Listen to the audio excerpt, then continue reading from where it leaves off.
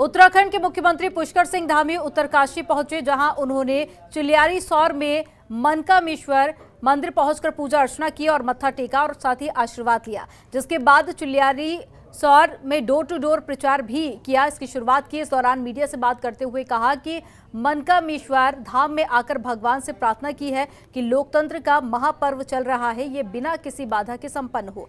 महामारी चल रही है, इस पर नियंत्रण हो और सभी लोग स्वस्थ रहें। इस दौरान उनके साथ में क्षेत्र के कई नेता भी मौजूद रहे। आपको बता दें कि मुख्यमंत्री पुष्कर सिंह धामी चुनाव को लेकर अलग अलग जगहों का दौरा कर रहे हैं और कोविड प्रोटोकॉल का पालन करते हुए चुनाव प्रचार भी कर रहे हैं। बस मनकामेश्वर धाम में आकर भगवान से प्रार्थना की है। लोकतंत्र का ये महापर्व चल रहा है, ये महापर्व निर्विघ्न रूप से बिना विघ्न बाधा के संपन्न हो, सभी ओर शांति हो, सभी स्वस्थ हों और महामारी चल रही है, इस महामारी पर भी कंट्रोल हो, सभी लोग सुरक्षित रहें, स्वस्थ रहें। भगवान से पूरे प्रदेश के लिए प्रार्थना की है। यमुनोत्री पहुंचे पुष्कर सिंह धामी ने चुनाव प्रचार किया और जनता के सामने अपने कार्यकाल का हिसाब किताब भी रखा। इस दौरान उनके साथ में क्षेत्र के कई नेता भी मौजूद रहे।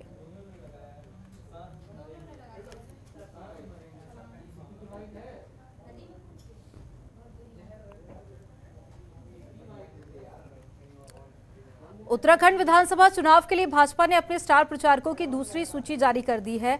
पार्टी कार्यालय की ओर से जारी लिस्ट में 30 स्टार प्रचारकों के नाम भी शामिल है। कौन कौन से बड़े चेहरे हैं बीजेपी के स्टार प्रचारकों की सूची में, आइए आपको ग्राफिक्स के जरिए बताते हैं। तो प्रधानमंत्री नरेंद्र मोदी स्टार प्रचारकों की सूची में सबसे पहले स्थान पर हैं और उसके बाद राष्ट्रीय अध्यक्ष जेपी नड्डा भी प्रचार करते हुए नजर आएंगे। साथ ही इस लिस्ट में रक्षा मंत्री राजनाथ सिंह का नाम भी शामिल है और बड़े स्टार प्रचारकों की सूची में गृह मंत्री अमित शाह भी शामिल है। तो केंद्रीय मंत्री नितिन गडकरी भी उत्तराखंड के बड़े स्टार प्रचारकों की सूची में शामिल है और साथ ही इस सूची में केंद्रीय मंत्री प्रहलाद जोशी का नाम भी शामिल है। और साथ ही उत्तराखंड में केंद्रीय मंत्री स्मृति ईरानी भी प्रचार करती हुई नजर आएंगी और इस लिस्ट में उत्तर प्रदेश के मुख्यमंत्री योगी आदित्यनाथ भी शामिल हैं। साथ ही उत्तराखंड के मुख्यमंत्री खुद पुष्कर सिंह धामी का नाम भी स्टार प्रचारकों की लिस्ट में शामिल है और साथ ही मध्य प्रदेश के मुख्यमंत्री शिवराज सिंह चौहान भी इस लिस्ट में शामिल हैं और पूर्व मुख्यमंत्री रमेश पोखरियाल निशंक भी स्टार प्रचारक बनाए गए हैं। तो साथ ही पूर्व मुख्यमंत्री त्रिवेंद्र सिंह रावत भी उत्तराखंड के स्टार प्रचारक हैं और पूर्व मुख्यमंत्री तीरथ सिंह रावत को भी इस लिस्ट में शामिल किया गया है। और ज्यादा जानकारी के साथ में संवाददाता अजय पांडे फोन लाइन पर जुड़ गए हैं। अजय, बीजेपी ने अपने राष्ट्रीय स्टार प्रचारकों की लिस्ट जारी कर दी है। कई बड़े दिग्गज नेता और लोकप्रिय नेताओं के नाम तो इसमें शामिल है, लेकिन ये बताइए कि आने वाले दिनों में क्या इनका वर्चुअली या एक्चुअली दौरा या फिर रैली होने की संभावना है? देखिए, चूंकि चुनाव आयोग ने तमाम गाइडलाइंस जारी किए हैं और अब चुनाव आयोग की ओर से दिशा निर्देश दिए गए हैं कि चूंकि जहां पर अब चुनाव का दौर नेता है वो जाकर के अपनी सभाएं कर सकते हैं और इसके साथ साथ चूंकि वर्चुअल माध्यम से भी लगातार जनसभाओं का जो दौर है वो चल रहा है, तो ऐसे में अब बीजेपी ने अपने स्टार प्रचारकों की एक लिस्ट जारी की है और इस लिस्ट के जरिए तमाम नामों को भी रखा गया है और कई वरिष्ठ नेता हैं जो अब उत्तराखंड आएंगे और चाहे भौतिक रूप से चाहे वर्चुअल माध्यम से वो अपने प्रचार प्रसार को आगे बढ़ाएंगे। क्योंकि उत्तराखंड की भौगोलिक स्थितियां काफी अन्य जगहों से अनुकूल है, तो ऐसे में ये देखा जा रहा है कि चूंकि वर्चुअली माध्यम से जो नेता अपनी बात कह रहे हैं वो बातें आम जनता तक नहीं पहुंच पा रही है और चूंकि चाहे प्रधानमंत्री हो, चाहे गृह मंत्री हो, चाहे बाकी अन्य नेता हो, चाहे स्थानीय स्तर के जो वरिष्ठ नेता है वो वर्चुअली माध्यम से जनसभाएं कर रहे हैं और इसके साथ साथ भौतिक रूप से अगर वो जनता के बीच पहुंचेंगे, अपनी बात रखेंगे, सभी लोगों के बीच में अपनी बातों को वो समझा पाएंगे, उनको बता पाएंगे और उत्तराखंड में बीजेपी की सरकार बनाने की दिशा में वो आगे बढ़ पाएंगे। क्योंकि सबसे बड़ी समस्या कनेक्टिविटी की है उत्तराखंड में, तो ऐसे में पूरा का पूरा फोकस बीजेपी का ये रहेगा कि अब डोर टू डोर अभियान को आगे बढ़ाया जाए, डोर टू डोर अभियान को अमली जामा पहनाया जाए और जो स्टार प्रचारकों की लिस्ट रखी गई है उसमें तमाम केंद्रीय नेताओं अजय, स्टार प्रचारकों की इसके लिस्ट साथ-साथ में जिन जिन नेताओं के शामिल हैं उसमें से लगभग कई ऐसे नेता हैं जो डोर टू डोर कैंपेन करते हुए उत्तराखंड में देखे गए हैं, लेकिन सबकी नजर है प्रधानमंत्री नरेंद्र मोदी के प्रचार को लेकर। उसको लेकर क्या ज्यादा जानकारी है? क्या वर्चुअली रैली कर सकते हैं आने वाले दिनों में पीएम? देखिए, पीएम की जो रैली होगी उसमें भारी तादाद में लोग पहुंचेंगे, तो ऐसे में इतना तय है कि चूंकि कोरोना का काल के दौरान अब प्रधानमंत्री की कोई बड़ी रैली यहाँ पर आयोजित नहीं हो पाएगी। वो वर्चुअली माध्यम से ही लोगों को संबोधित करेंगे। इसके साथ साथ चाहे योगी आदित्यनाथ का नाम रखा गया हो, चाहे मनोज तिवारी का नाम हो, बाकी अन्य जो बड़े नेता हैं, चाहे उत्तराखंड के तीनों पूर्व मुख्यमंत्रियों का नाम रखा गया है, इसके साथ साथ जनरल वीके सिंह हैं, शिवराज सिंह चौहान है, तो जो बाकी के अन्य नेता हैं वो आएंगे और भौतिक रूप से लोगों से मुलाकात करेंगे, डोर टू डोर इस अभियान को आगे सफल बनाने में काम करेंगे और जनता से ये कहेंगे कि वो जनता बीजेपी के पक्ष में मतदान करे। लेकिन जो वर्चुअली माध्यम है उस पर भी विशेष फोकस बीजेपी ने रखा है, अपना वॉर रूम बनाया है। यहाँ पर आकर के जो स्थानीय नेता है वो लगातार वो संबोधन कर रहे हैं और सोशल मीडिया के माध्यम से जनता तक बीजेपी अपने आप को पहुंचा रही है। लेकिन जो बड़े नेता हैं, जो कई केंद्रीय नेताओं का नाम आपने अभी जिक्र किया, उनमें से कई ऐसे नेता हैं जो दिल्ली में रह करके ही वर्चुअली माध्यम से ही जनता को संबोधित करेंगे। बाकी के अन्य जो नेता हैं वो उत्तराखंड आएंगे और उनको एक तरह से सांकेतिक तौर से ही लोगों के बीच जाना होगा, डोर टू डोर कैंपेन करना होगा, क्योंकि अगर वो आते हैं और घूमते हैं या जनसभाएं करते हैं तो जाहिर है कि जो मानक है कोरोना काल के दौरान चुनाव आयोग ने बनाया वो मानक पूरा नहीं हो पाएगा। तो इसके लिए ये एहतियात बरतने की भी जरूरत है और बीजेपी के जो तमाम वरिष्ठ नेता हैं उनका यही कहना है कि बाकी अब फोकस ज्यादातर वर्चुअल माध्यम पर ही रहेगा। इसके साथ साथ कई अन्य नेताओं के लिए कार्यक्रम तय किए जा रहे हैं कि उनको कब उत्तराखंड बुलाया जाएगा और वो डोर टू डोर अभियान तमाम जानकारी साझा करने के लिए बहुत शुक्रिया अजय आपका।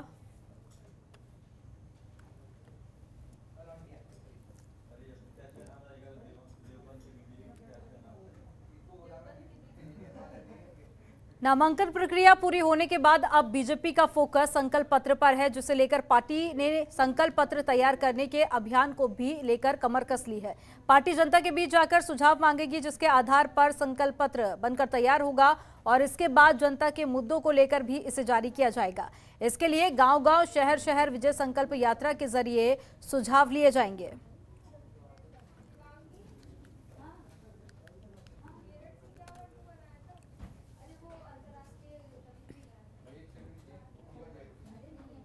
और पिछले कुछ समय में चुनाव प्रचार के लिए राजनीतिक दलों में सोशल मीडिया का इस्तेमाल तेजी से बढ़ना शुरू हो गया है। इस बार तो कोरोना की वजह से चुनाव आयोग ने भी फिजिकल रैलियों पर रोक लगा दी है, जिसके बाद राजनीतिक दल सोशल मीडिया के जरिए अपनी बात पहुंचाने की कोशिश कर रहे हैं। तो वहीं कांग्रेस ने भी तैयारी पूरी कर ली है और साथ ही वॉर रूम बनकर तैयार किया गया है, जिसके जरिए उत्तराखंड के लिए कांग्रेस ने वर्चुअली जनसंवाद शुरू किया है, जिसकी शुरुआत कांग्रेस के राष्ट्रीय महासचिव रणदीप सुरजेवाला ने वर्चुअली रैली से की है।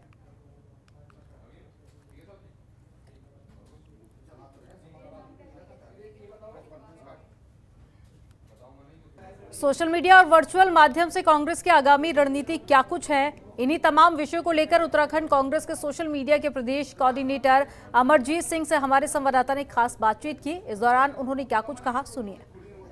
हाल में चुनाव प्रचार का माध्यम काफी बदल गया है और बदली हुई परिस्थितियों में अब सोशल मीडिया का सभी राजनीतिक दल सहारा ले रहे हैं। हमारे साथ कांग्रेस के सोशल मीडिया के प्रदेश प्रमुख अमरजीत सिंह मौजूद हैं, उनसे हम बातचीत करते हैं। सिंह साहब, ये बताइए कि वर्चुअल रैली और बाकी अन्य माध्यमों के जरिए आप लोग जनता के बीच पहुंचना चाहते हैं, लेकिन काफ़ी देरी हो गई है, ऐसा अन्य दलों की ओर से जो प्रयास किए जा रहे हैं उसके पीछे कांग्रेस अभी काफ़ी पीछे। बिल्कुल भी नहीं, कांग्रेस शुरू से और काफ़ी समय से कांग्रेस मजबूती से सोशल मीडिया पे अपनी बात रखती आ रही है और इन चुनावों के परिप्रेक्ष्य में भी हमारी तैयारी पूरी तरह से हो चुकी थी और हमारी इस जो टीमें तैयार हैं, जो लोग हमारे कंटेंट क्रिएटर्स हैं, वीडियो एडिटर्स हैं, कैरिकेचर्स जो बना रहे हैं, ये तमाम आप देखोगे तो कई महीनों से आपको लगातार ये कांग्रेस के सोशल मीडिया प्लेटफॉर्म पर उपलब्ध हैं। सवाल ये नहीं कि हम भारतीय जनता पार्टी की तरह इसका प्रचार प्रसार मतलब टीमों का भी प्रचार प्रसार करें और कार्यक्रमों का भी प्रचार प्रसार करें, ऐसा नहीं है। हम जो हमारी उपलब्धियां हैं वो हम जनता के बीच में लेके जा रहे हैं। जो भारतीय जनता पार्टी की जन विरोधी नीतियां हैं वो जनता के बीच में लेके जा रहे हैं। जरूरी नहीं है कि हम अपना वॉर रूम की भी प्रदर्शन करें, लोगों के आगे दिखाएं। ये आपकी कोई गलतफहमी है और लोगों में ये गलत संदेश है कि कांग्रेस तैयार नहीं। कांग्रेस पूरी तरह से तैयार है। हमारा वर्चुअल रूम भी हमारा तैयार है, वॉर रूम भी हमारे तैयार है। और कल भी आपने अगर देखा होगा तो रणदीप सुरजेवाला जी ने आकर के उसकी विधि में शुरुआत कर दी है। अब आप देखेंगे लगातार ऐसी वर्चुअल मीटिंगें होती रहेंगी। नानकमता विधानसभा से भारतीय जनता पार्टी के प्रत्याशी डॉक्टर प्रेम सिंह राणा ने नामांकन के बाद अपना चुनाव प्रचार प्रसार तेज कर दिया। विधानसभा के अलग अलग क्षेत्रों में जाकर वो वोट मांग रहे हैं। वहीं प्रचार के दौरान उन्होंने मीडिया से बात की और कहा कि जिस दिन से नामांकन किया है उस दिन से कार्यकर्ताओं और जनता में भारतीय जनता पार्टी को लेकर बड़ा उत्साह है। नामांकन हमने 27 तारीख को कर दिया है और आज नामांकन फाइनल भी हो गया है, क्योंकि उसका जो जांच वगैरह थी उसमें फाइनल हो गया है। अब रही बात, जिस दिन से नामांकन हुआ उस दिन से हम लोग हमारे कार्यकर्ता और हमारे यहाँ के क्षेत्र की जनता में बड़ा उत्साह है। वो जगह जगह जाके हमारे बिना कहने पे भी प्रचार प्रसार में लगे हैं। लेकिन ये सौभाग्य है हमारा कि भारतीय जनता पार्टी के पक्ष में ये नानकमता विधानसभा पूरी भारतीय जनता पार्टी के पक्ष में मतदान। खटीमा सीट से कांग्रेस प्रत्याशी भुवन कापड़ी लगातार अपने प्रचार में लगे हुए हैं। भुवन कापड़ी का कहना है कि पिछले 5 साल में भारतीय जनता पार्टी के कुशासन से जनता ऊब चुकी है। महंगाई, बेरोजगारी से जनता और युवा त्रस्त हैं। राज्य का युवा अपना भविष्य कांग्रेस पार्टी में देख रहा है, इसलिए आने वाले चुनाव में बीजेपी का सफाया होगा और कांग्रेस की सरकार बनेगी। देखिए, कांग्रेस गरीबों की सरकार है। कांग्रेस एक आम आदमी के चूल्हे को उसके कंट्रोल में रखती है। कांग्रेस युवाओं को रोजगार देती है। कांग्रेस बच्चों को पढ़ने के लिए अच्छी शिक्षा देती है। कांग्रेस स्वास्थ्य की सुविधा देती है। तो जनता की जो जरूरतें हैं उसे पूरा करती है और भारतीय जनता पार्टी उसे खत्म कर रही है। किच्छा विधानसभा से कांग्रेस का टिकट न मिलने से नाराज उत्तराखंड कांग्रेस के प्रदेश महासचिव हरीश पनेरू ने निर्दलीय प्रत्याशी के रूप में पर्चा दाखिल किया है और कांग्रेस पर हमला बोला और कहा कि पिछले 15 सालों में मैंने किच्छा की जनता की सेवा की और उनके हर सुख दुख में उनके साथ खड़ा रहा, लेकिन इसके बाद भी मेरा टिकट काट दिया गया, जिसको लेकर किच्छा की जनता भी ये बर्दाश्त नहीं करेगी और इसी के चलते निर्दलीय पर्चा दाखिल किया गया है।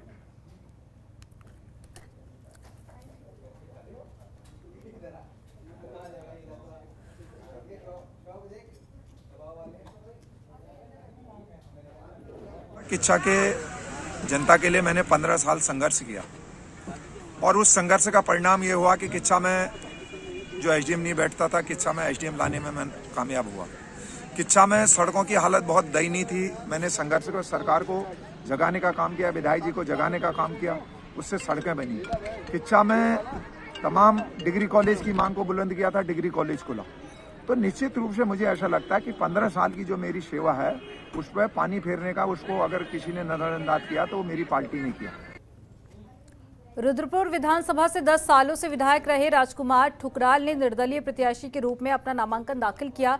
इस दौरान उन्होंने कहा कि एक षड्यंत्र के तहत उनका टिकट काटा गया। साथ ही कहा गया कि आम जनता के बीच में 10 सालों के लिए किए गए विकास कार्यों और स्थानीय मुद्दों को लेकर जाएंगे और समय आने पर जिन लोगों ने उनका टिकट कटवाया है उनका खुलासा करेंगे।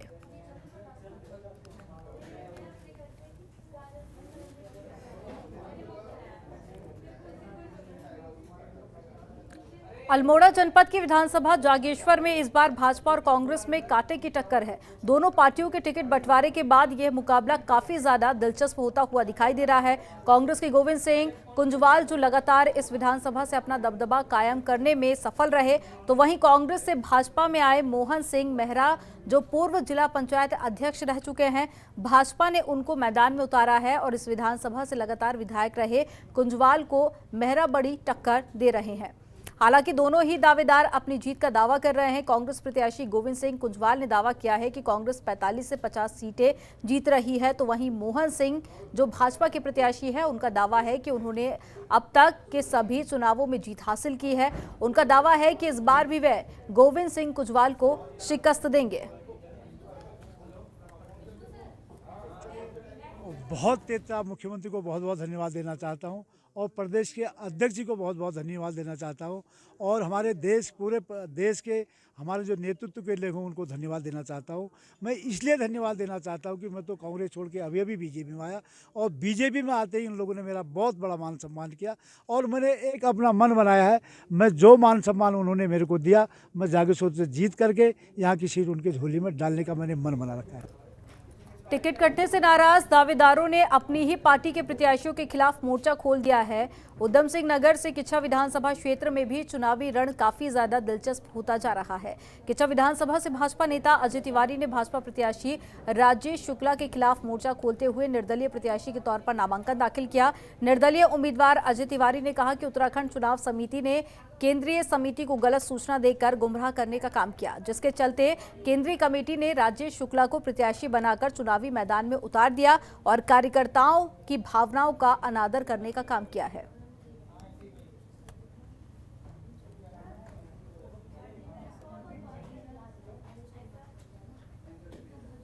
हो गए हैं कि वहाँ विरोध भी करना पड़ेगा तो करूँगा, क्योंकि अगर मैं चुनाव नहीं लड़ा तो किच्छा की सारी जनता जो भी कार्यकर्ता हैं सब ज़्यादा नाराज़ हो जाएंगे और उनका कहना ये है कि अजय तिवारी अगर चुनाव नहीं लड़े तो यहाँ 10 लोग ऐसे हैं जो मिट्टी का तेल लेके बैठे हैं कि हम आग लगा लेंगे।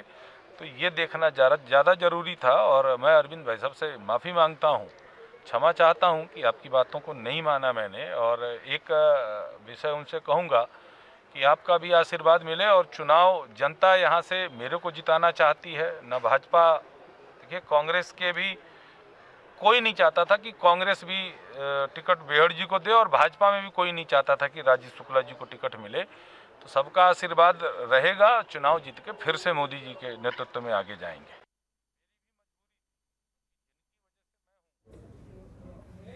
और ज्यादा जानकारी के साथ में संवाददाता अभिनेंद्र जुड़ गए हैं। अभिनेंद्र, अजय तिवारी ने निर्दलीय प्रत्याशी के तौर पर अपना नामांकन दाखिल किया है, एक तरफ बीजेपी दूसरी तरफ कांग्रेस, तो क्या इस बार ये मुकाबला त्रिकोणीय हो सकता है?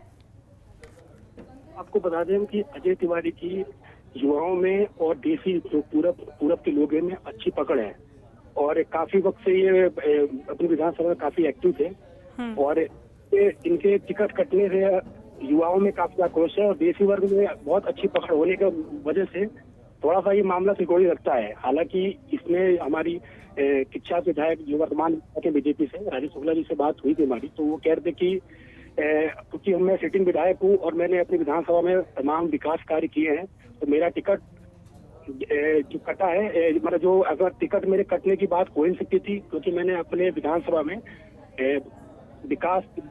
बहुत सारे विकास कार्य किए अपने। तमाम जानकारी साझा करने के लिए बहुत शुक्रिया आपका। लैंसडाउन सीट से कांग्रेस प्रत्याशी अनुकृति गुसाई रावत ने अपना नामांकन दाखिल किया। इस दौरान कांग्रेस के कई बड़े चेहरे उनके साथ में मौजूद रहे। नामांकन करने के बाद में अनुकृति गुसाई पौड़ी गेस्ट हाउस पहुंची, जहां हरक सिंह रावत का आशीर्वाद लिया और साथ ही उन्होंने कार्यकर्ताओं के साथ में मीटिंग कर चुनाव प्रचार को लेकर रणनीति भी बनाई। इस दौरान हरक सिंह रावत ने बीजेपी पर हमला बोला और कहा कि प्रदेश में इस बार डबल इंजन की सरकार की छुट्टी होने वाली है। और जहाँ तक बात रही लैंसडाउन की, लैंसडाउन मेरा घर है, अपने घर की बेटी हूँ और ज़रूर देखिए मैं ये बात आपसे कह रही हूँ कि अगर आप देखेंगे तो अब सारे जितने लोग थे आज तक कुछ प्रत्याशी जिन्होंने अपना नाम दिया था आज मेरे साथ मेरे नामांकन में भी आए हैं, तो बहुत सारा प्यार। देखिए क्या होता है, नाराज़गी रहती है, लेकिन अपनी बेटी के लिए जब घर की बेटी की बात होती है तो सब लोग एक साथ आके खड़े होते हैं। पूरा लैंसडाउन का साथ मेरे साथ है, कांग्रेस पार्टी का आज जो समर्थन है वो मेरे साथ है और जो जन सैलाब है आप लैंसडाउन के अंदर आपने देखा भी होगा कि किस तरीके से आज लोगों के अंदर ऊर्जा है। पूरी भारतीय जनता पार्टी टूट कर इस समय आप देखा होगा कि मधवाल जी जो सीओ रहे, उनकी धर्मपत्नी जिला पंचायत सदस्य है, रेखणखाल ब्लॉक के ब्लॉक प्रमुख देवरानी जी, सभी जिला पंचायत के सदस्य और सभी जनप्रतिनिधि, भाजपा का देवेंद्र जो संस्थापक है नैनडांडा में भाजपा का, उन्होंने भी आज भाजपा छोड़कर अनुकृति को समर्थन देने का जो निर्णय लिया है, अपना आशीर्वाद दिया है। और जो उसने एक स्लोगन दिया है अनुकृति ने कि मैं प्रियंका गांधी के स्लोगन को आगे बढ़ाने का काम किया है कि मैं लड़की हूँ, लड़ सकती हूँ और लैंसडाउन की तरक्की कर सकती हूँ। इस स्लोगन के साथ इस समय अंकुरती वहाँ लोगों से आशीर्वाद मांग रही है। और जिस तरह बिना कार्यक्रम के लोग उमड़ रहे हैं और जिस तरह उससे मैं पूरी तरह आश्वस्त हूँ। अल्मोड़ा जिले की रानीखेत विधानसभा से आम आदमी पार्टी के प्रत्याशी नंदन सिंह बिष्ट ने आप कार्यकर्ताओं के साथ में नामांकन कराया। इस दौरान उन्होंने कहा कि उत्तराखंड की जनता की जो सोच है वो आज पूरी होने जा रही है। 2022 के विधानसभा चुनाव में आम आदमी पार्टी उत्तराखंड में पूर्ण बहुमत से आएगी। मेरा आज भरा है, मैं उत्तराखंड की जो जनता है उसकी जो सोच है, मुझे लगता है कि आज वो समय है कि उनकी सोच पूरी होने जा रही है। और जहाँ तक आप बात कहते हैं बीजेपी की या फिर कांग्रेस पार्टी की, मैं नहीं मानता कि उनसे मेरा कोई मुकाबला है, क्योंकि पूरी जनता ने 21 साल इनको देख लिया है। इनके जो जुमले हैं वो भी देख लिए, जिस तरह से नशाखोरी की आदत पूरे उत्तराखंड के अंदर इन्होंने पैदा की है उसको भी सब देख रहे हैं। और जिस तरह से रात के अंधेरे में वे घर घर में पैसे बांटने का एक व्यवसाय करते हैं उसको हर कोई देख रहा है। ईमानदार पार्टी है आम आदमी पार्टी, और 2022 में आपके बीच में आएगी और बहुमत के साथ आएगी। कांग्रेस के लिए चुनौती है, क्योंकि इस बार का चुनाव जो है आम जनता लड़ने जा रही है और इस बार की लड़ाई जो है जनता बनाम कांग्रेस और भाजपा है। और मुझे लगता है कि जनता हमेशा लोकतंत्र में जीती है और इस बार भी रानीखेत से जनता जीतने जा रही है और आम पार्टी का उम्मीदवार चुनाव जीतने जा रहा है। खबरों के निष्पक्ष विश्लेषण के लिए सब्सक्राइब करें Janatantra TV and press the bell icon. Never miss any update.